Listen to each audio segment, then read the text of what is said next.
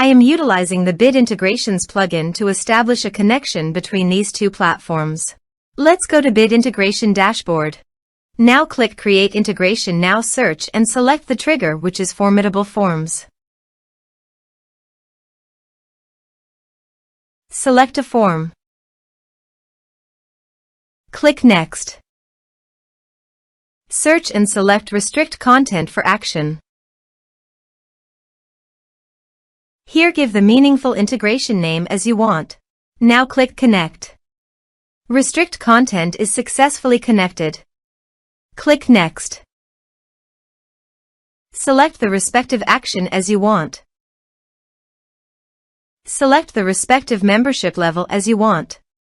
Now map the field. There is no user map option, so you must submit the form from the user login. Here is the conditional logic. You can use it if you want. If the condition matches, then the data will be sent. Click Next. Now save the integrations.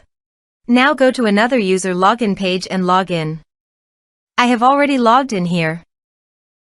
Now go to your form and type some information and submit the form.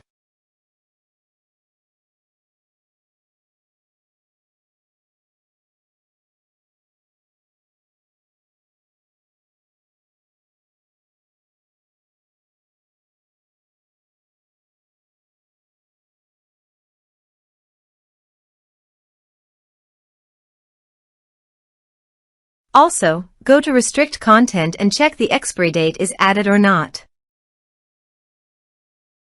Here is the data coming into RestrictContent form Bit Integrations plugin. Thanks for watching.